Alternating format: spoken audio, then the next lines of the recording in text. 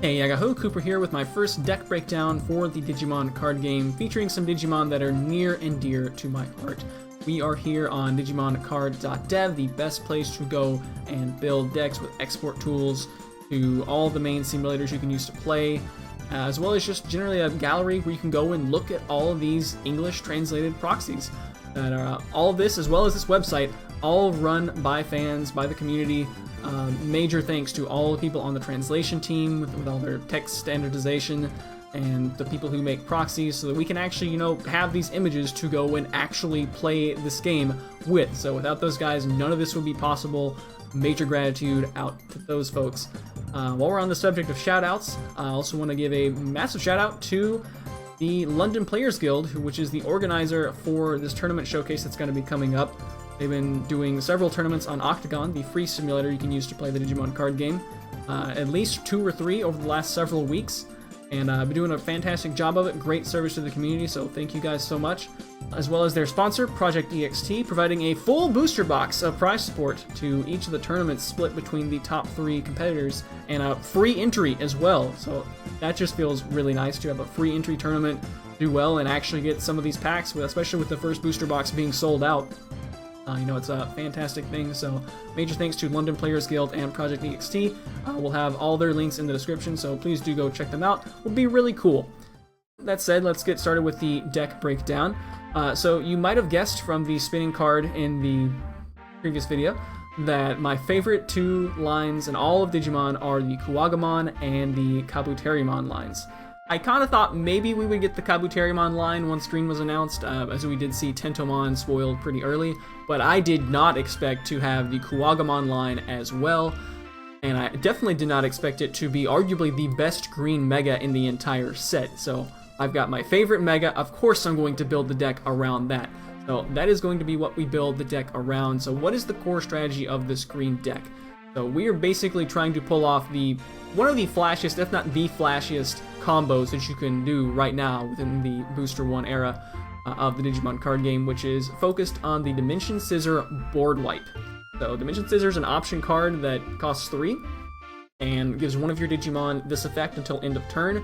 If it destroys an opponent's Digimon on the field, of course, by battling, it becomes active again, able to attack once again. And this doesn't have a limit on it, so as long as you can keep attacking enemy Digimon, you can keep destroying them. So, great. But in order to attack an enemy Digimon, of course, there has to be at least one in rest mode, which if the opponent's playing defensively, they may not swing in and attack, which means you may not have anything in rest mode. But that's fine, because Green has the option card Flower Cannon, as well as the other option card we'll get to in a moment, which just has a cost of 2 and puts one of your opponent's Digimon to rest. That means it can be targeted down by attacks. Fantastic, that's exactly what we want. But the way we actually pull off the board wipe, in addition to, using the gigantic guy here, Grand Kuwagamon has 11,000 DP printed on the card, but during our turn, he's an offensive juggernaut, grabbing an extra 4,000 DP for a total of 15,000, which is enough to swing over everything in the game that's level 6 or below at least. So, very, very strong card, and we'll get to the piercing ability in a moment. The way we keep this chain going to actually wipe the board is by having Lilymon as our ultimate in the Digivolution sources. So it's a bit weird to have Lilymon be the best ultimate for Grand Kuwagamon as opposed to, its normal ultimate, which would be Okuamon, who is still pretty good, but Lilymon is what allows the chain to continue. As long as we have at least one Digimon at rest, you start the attack. Lilymon's effect, when we attack, we rest one of our opponent's Digimon that doesn't have blocker, which is the ability, that you block. So, it is worth noting that this ability activates after you choose who to attack, so you can't say, attack, I'll rest that guy and also attack him. So you do need to have somebody already rested in order to start this chain. But once you do, you can just wipe their entire board, and it is quite a sight to behold. On top of that, in addition to clearing their board, both of the Beetle Megas have the piercing ability, which means that whenever you destroy a Digimon on the field, you also get to do a security check. So you get to weaken their board and chip away at their life at the same time. Fantastic. And if they've got 5 things on the board, you can also just wipe out, in addition to their entire board, also all the security cards, and then attack directly because you stand again after wiping out the last one to win the game. So that is the super awesome combo. You can just swing a game back out of nowhere if they do try to flood the board. And it's fantastic, and we're going to try to pull it off as often as possible. So how are we going to go about pulling it off? So that's what we're going to be building towards, is that combo. So let's take a look and see what we have for our selections in the deck and why I'm running those cards and those counts. So we'll start off just from the bottom, and we're going to have 4 copies of Tanamon and only 1 copy of Freemon, just to make sure we have that 5th Digi-Egg, whatever you want to call it. Tanamon, I feel, is very much the superior of the 2 available green Digitamas. Whenever you attack, if you've Digivolved at least once or more on this turn, you get 1000 DP for the remainder of the turn. Now, worth noting, I believe Digivolving a Digimon in the raising area does not count for this, which is kind of unfortunate, as that's the easiest place to Digivolve, with the 0-cost rookie, right? However, it's not that big of an ask for green, and you do get to keep that 1000 DP for the end of the turn. The reason I think this is superior to Freemon is because Freemon has a more continuous effect, where if the opponent has 2 or more rested Digimon, you get an extra 2000 DP. So it is a bigger number bonus. However, a situation that pops up, well, first off, how many times do they actually have 2 or more rested Digimon? Not super often. 1, sure. 2, maybe not. The other issue is, if they do have 2 rested Digimon, then that's great. You attack in, and you destroy it with your extra 2000 DP. But most of the time you do want to be attacking with your Megas, who have Piercing, which means that after you destroy that rested Digimon, if they now only have 1 left, you lose that 2000 DP going into that all-important mysterious security check, where you may need that extra 2000 DP, especially if it's Hercules Kabuterimon we're swinging with. So I feel like Freemon, his effect is very rarely going to actually work. When it does, it's great. If you can get a lot of things rested and having be more reliable, that's great. But I feel like Tanamon is much more consistent. Oftentimes you only need that 1000 DP. And so yeah, Tanamon is definitely the 4 of, whereas Freemon I look forward to kicking out for hopefully Modimon as soon as possible. Moving on to the rookies, we have 4 copies of Tintamon, who I feel is the best overall green rookie. Just, very typical stats that you would expect. The 3-cost, 0 evolution, 2000 DP to at least mean that he can, trade with some of the other non-vanillas if he comes out as security card. Does have a fairly useful inheritable skill here, where you get to rest one of your opponent's Digimon with 3000 DP or less. We talked about Lilymon, who kind of has a similar effect, but does not have a DP limit on it. But Tintamon can also do the same thing.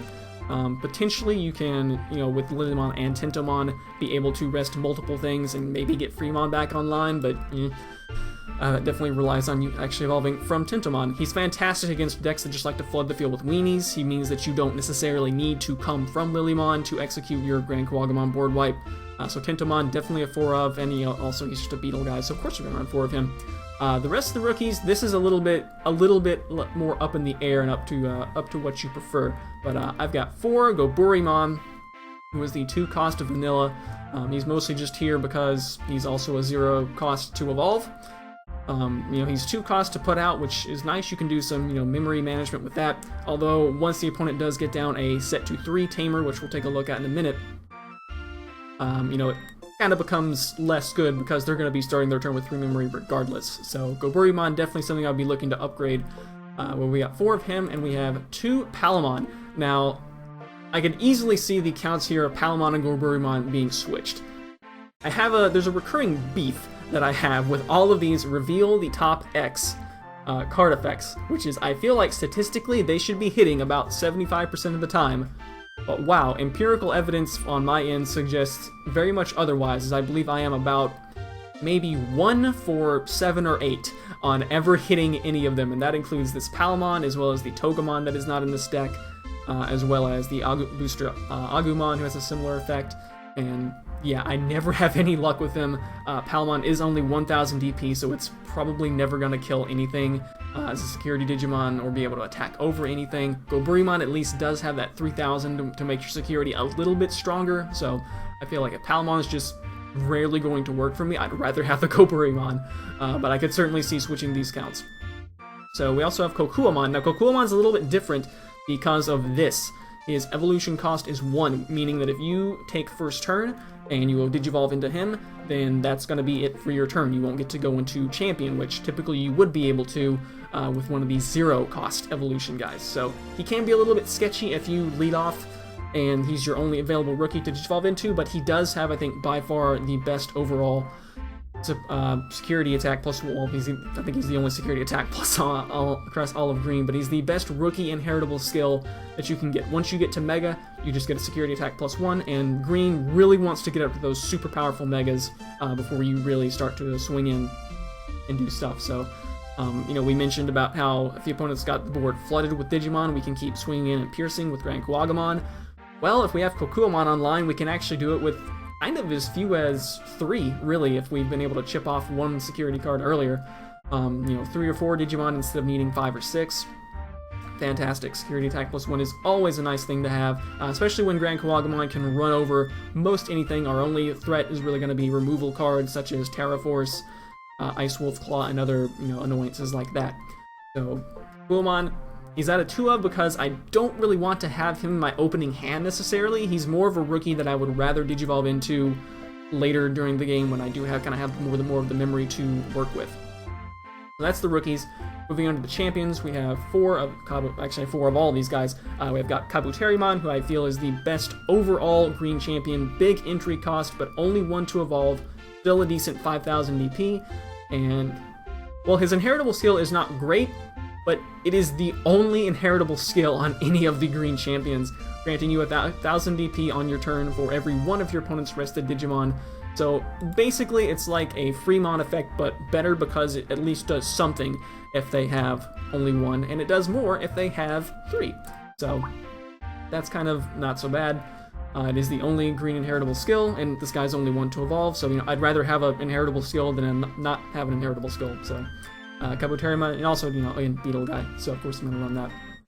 So Vegemon. Vegemon's had a bit of a weird history here in the early era, where he was first spoiled in a magazine as having 4,000 DP, which was in line with his 4 cost and 1 evolution cost. You know, people felt he was a little bit weak.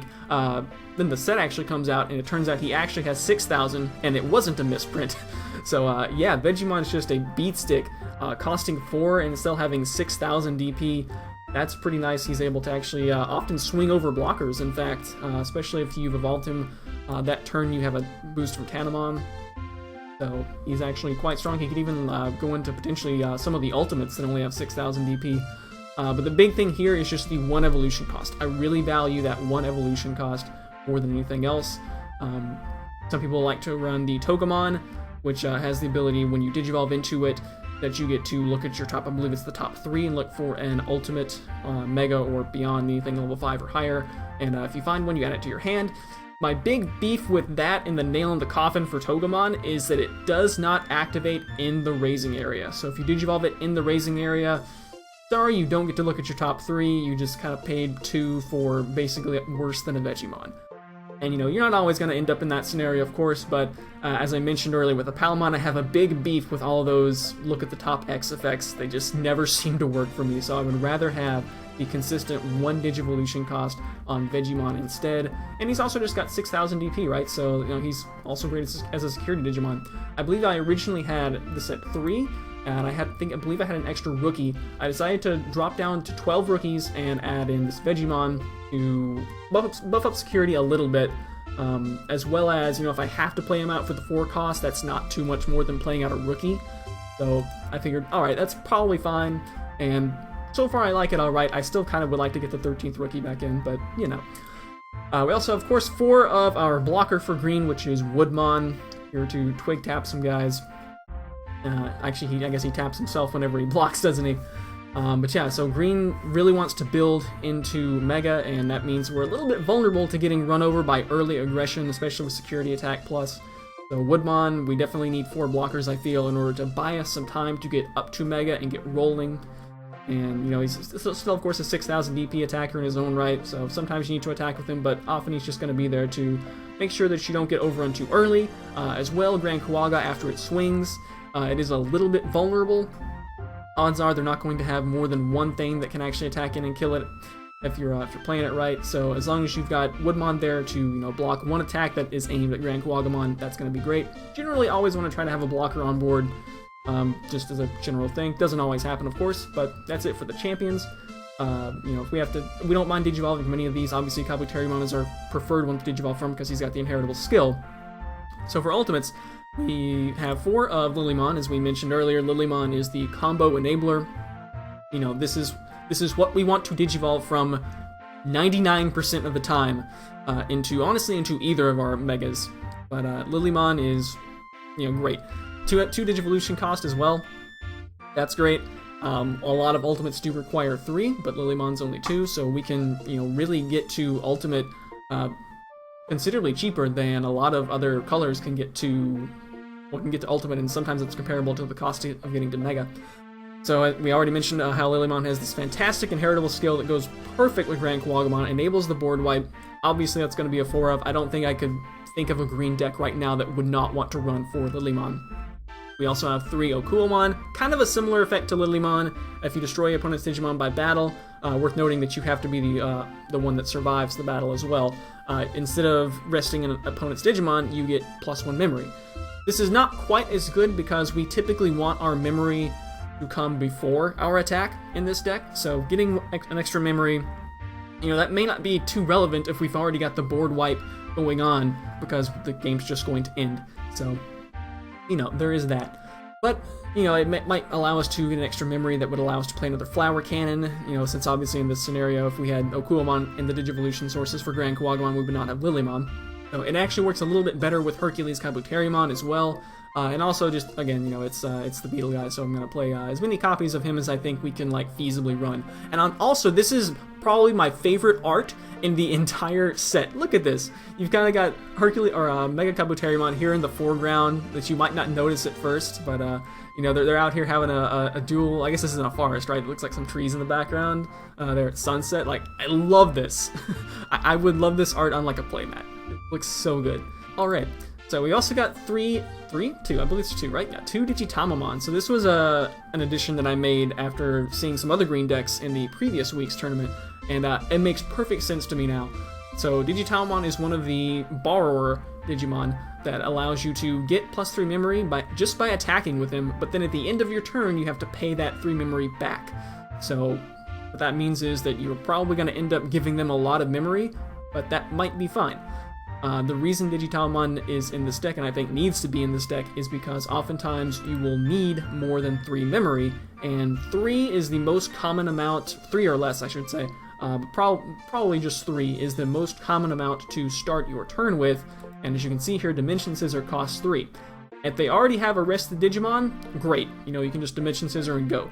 But oftentimes, they don't, and in order to really get the combo going on, you also need to play Flower Cannon. So Digitamamon, just by swinging in with him, it can get you up to that 5 or even 6 memory that you need in order to play both Flower Cannon and Dimension Scissor, and then just start the board wipe. So I think Digitamamon is definitely necessary here. He is unfortunately a 3 evolution cost, which I believe I actually originally had a Mega Kabuterimon in here, who is unfortunately doesn't gel very well with this deck. He does have a 2 Digivolution cost though. It is nice that Digitamamon is only a 6 cost to play out directly. I mean, that's the same as Kabuterimon, of course. It is a little bit cheaper than the other ultimates. The one thing is that you really don't want to Digivolve from Digitamamon. You want to definitely Digivolve from Lilymon or from Okuamon if you possibly can to get those nice inheritable skills. On top of that, you just don't want to lose Digitamamon on the board, right? You want to have him there to attack and gain the memory. So, because he is your, you know, Lilymon is what actually, you know, does the combo, but really the combo enabler is Digitamamon. I could definitely see switching these 2 counts as something I might consider doing, because you do often want Digitamamon on the board if the opponent is playing defensively. However, if they are swinging in and, you know, giving you the starter so that you don't need to play a Flower Cannon, then maybe you don't need Digitamamon as much, but I think definitely at least 2 of is what I would run for this deck. He also has 7,000 DP, the other 2 only have 6,000 because of their good inheritable skills, of course, so Digitamamon makes your security a little bit stronger as well, and that's nice. So moving into the Megas, I've already sang the praises here of my favorite Mega, Grand Kuwagamon. The only knock I really have on him is that 4 Digivolution cost, which means that most often you are going to be ending your turn when you do Digivolve into him, giving the opponent a chance to respond with some kind of removal card. But if they don't, oh boy, we might be going to town on the next turn. Sometimes the opponent does end up to pass you more than, you know, that amount of memory. Maybe you can use Digitamamon to get into it, so forth and so on. But yeah, Grand Kuwagamon is absolutely what we want, because we want that gigantic DP amount, because we're going to be swinging into security potentially multiple times a turn with Dimension Scissor and Piercing, so we definitely want large amounts of DP so we don't run into an opposing Mega and get blown up. So yeah, 15,000 on Player Phase, Piercing, fairly simple card, no like fancy effects or anything, but it's exactly what we want. Massive 13 cost to play out, so you'll need to have at least 3 memory on your side if you do want to play them out directly. You could do it, but then you don't have Lilymon or Okuamon to really set up the board wipe, so I typically try to shy away from doing that.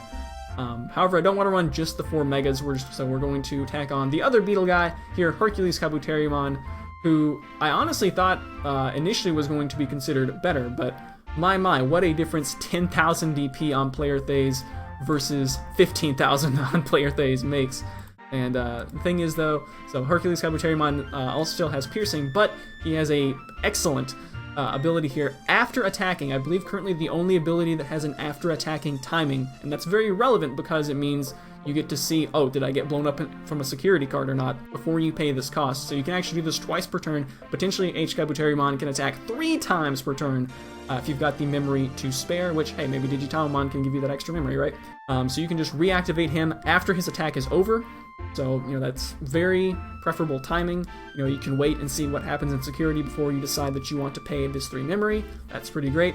It means that you kind of don't need Dimension Scissor as much, because you already have an ability to make yourself freestand. The big problem with H Kabuterimon and why he is not, at a higher count as compared to Grand Kawagamon is that 10,000 DP. Sometimes you can boost that up by virtue of Tanamon, perhaps Kabuterimon, maybe Freemon actually works, at least on the first hit. But, the goal you probably want at least 12k to be fairly confident that you can survive Security Digimon, of course, barring there being a starter deck TK out to make the opponent's Digimon Security Digimon have an extra DP boost. As most of the common meta Megas have 11,000 DP. Sometimes you do see some vanilla cards, or I don't know if anyone really plays Starter War Greymon anymore, which also has 12,000 DP. But 12,000 is typically the amount you want to hit, and it's just really hard for Hercules Kabuterimon to hit that, especially in this deck where we do not run the Hornbuster option card, which costs 1 and gives one of your Digimon plus 3,000 DP until end of turn. Hornbuster definitely works well with H Kabuterimon, but again, this is a Grand Kawagamon focused deck, so we're not running it. So that's it for the Digimon. Moving into the option cards here. So of course we have 4 Flower Cannon. Flower Cannon is basically the green equivalent of Terra Force and other removal cards, except it only costs 2. But of course you also have to have a big body on the board in order to actually then remove the opponent's Digimon. So it is at a cheaper cost, but it does consume one of your Digimon's attacks, but of course, ideally we're, out here piercing some guys, and yeah, you can, with Grand Kawagamon and potentially, Tanamon's effect, you can actually even do things like run over Omnimon, who has 15,000, and that's fantastic for only a cost of 2. Security effect is also fantastic and can absolutely save you from taking future attacks in that turn, as it will rest all of your opponent's Digimon that don't have the blocker ability. So it's kind of similar to Lilymon's Inheritable, where it can't rest something with blocker. Worth noting, the main effect can rest something with blocker, however.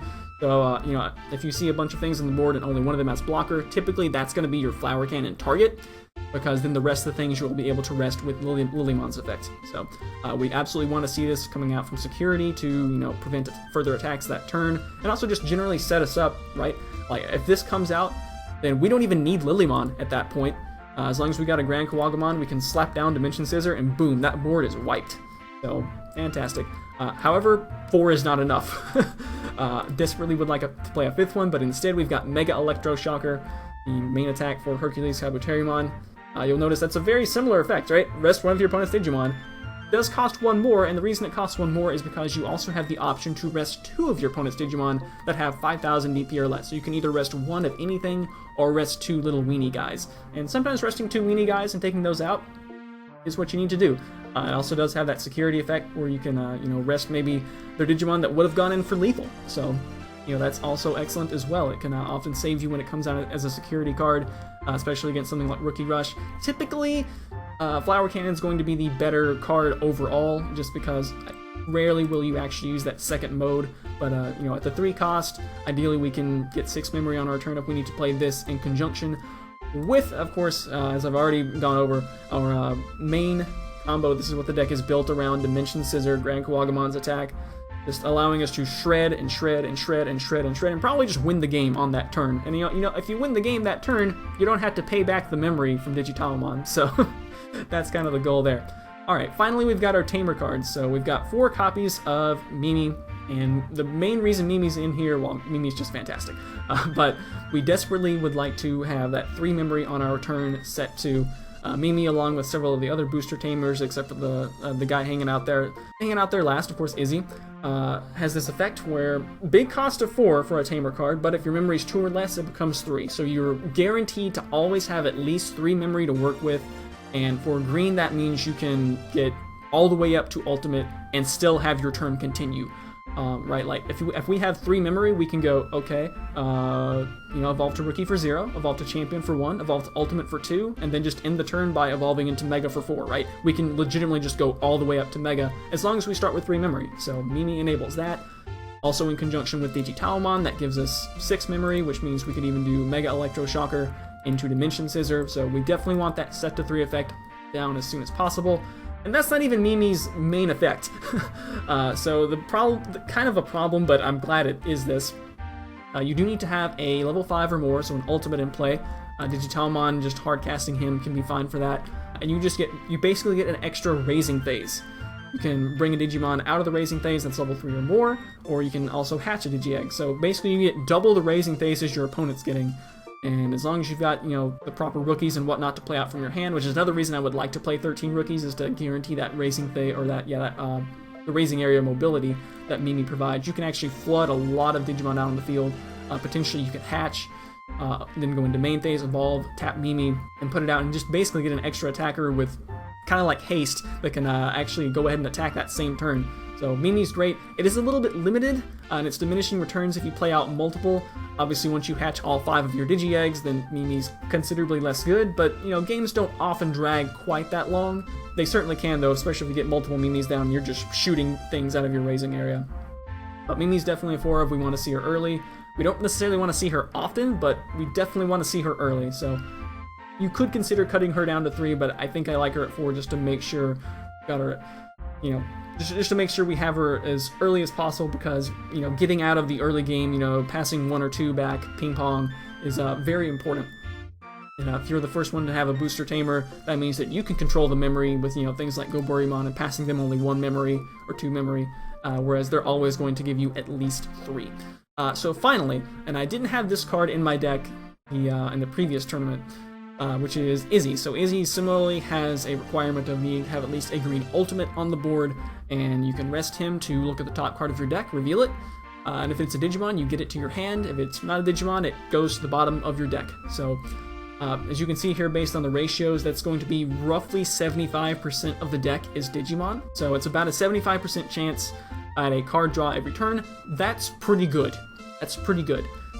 It does stink a little bit if you're really desperately trying to dig for a Flower Cannon or a Dimension Scissor, and you flip it over with Izzy, and then it's just at the bottom of your deck, and you just feel bad. I don't feel that Izzy is necessarily needed, but he does certainly help to churn through the deck. Sometimes you are just looking to try to get that Mega, maybe to get a Rookie, to get some raising area mobility. And if nothing else, a better way to look at it is, you know, Izzy's churning through your deck. Well, maybe he gets you to the point where, you know, that last evolution you did to draw a card that got you a Flower Cannon, it wouldn't have gotten you a Flower Cannon if you didn't Izzy and excavate a couple of other Digimon. So Izzy's definitely good, but he, unfortunately, unlike Mimi, is completely useless if you do not already have an ultimate out on the field, whereas Mimi, at the very least, does have that set to 3 ability. So that is the deck. Again, I'm thrilled beyond belief that my favorite Megas are both in this deck, as well as some of my favorite champions and ultimates. Unfortunately, not making the cut, we do have Kuwagamon and Mega Kabuterimon. They're okay, but I felt like they were just not quite as good as some of these other picks that we could have made to make a more optimized deck. I would certainly like to make perhaps in another build, try to make a deck and get to include them, or maybe they'll get other prints in the future. But yeah, so this is going to be my main deck for probably the duration of Booster 1. I'm going to be playing other decks, of course, just for fun. But, you know, we've got my favorite Digimon available from the very first set. I am so thrilled to be playing this game, and we'll be coming at you in a bit with the first round of this tournament. So again, thanks to London Players Guild and Project EXT for running the tournament and sponsoring. And yeah, hope you guys enjoy. Later days.